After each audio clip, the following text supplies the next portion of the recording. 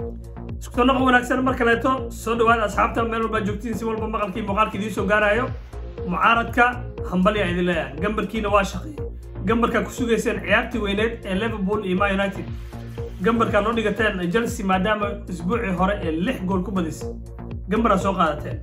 gambarkiina waa dareennay sayrabtiina anaga hadda waxaan tiimka hadda la aasaaso ah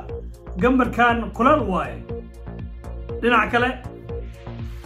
kale taageeraha Chelsea waxaa leeyahay hambali hal dhibic oo muhiim ah qaadateen balse taageer ahaan kooxda Chelsea maantay kulanka iyo ogolaaw inaa wax ka dhaho kulanka Chelsea iyo Crystal Palace guriga Chelsea lagu ciyaarayay ciyaar ku soo dhamaatay 1-1 Chelsea fursado badan qasaariyeen haafkii hore 3 gool iyo maasada mudweeka markuu 2 gool Janis oo kaliir cunay 3 iyo ever half time lagu marsii karay balse Chelsea hal muhiim ah shayga hal xabo muhiim ah iyo ogolaaw Chelsea maxaa ka qaldan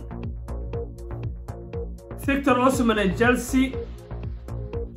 wax ugu dab orday suuqa wax badan ka jiro kooxdan waxay u baahan tahay number 9 buuxo inay helaan waayo number 9 waa aragnay maanta Jackson intuu gool loo ku qabaystay waliba Janis ku dambeeyay goolka cunay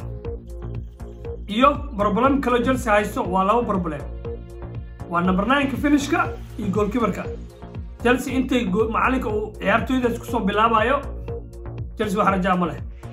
kulan way badinayaan kulan waa laga badinaa kulan darooga galaya xilli ciyaareedka kale hore noqonaysa haddii kaleeto inuu macalinka isbedel sameeyo waay isbedel la meesha ugu fiican laga sameeynaa waxa waaye goalkeeperkana ka soo bilaadid waaye number 9 ina qof kale geesido in kuku haysta oo markii Chelsea soo iibsanaysa Jarmalka goolnimada ku soo guuleystay in kuku miidi ka taan number 9 man gool si loo lima yaqaan miga dhicinis macalinka marka Jackson ku waleeyahay Jackson inuu ka tashto goalkeeperkana oo iska dhaafo wax ka dhaxeeya ma leh haddii kale Chelsea kulan baraje galayaan kulan waa laga badinaa kulan way badinayaan xilli ciyaareedkooda saas ku soo dhamaanaa kulanta adiga qaybta hoose nala wadaag fikirkaada ciyaartii maanta maxaa qaldanaa qaybta hoose fikirkaada nala wadaag waa idin salaam asxaabta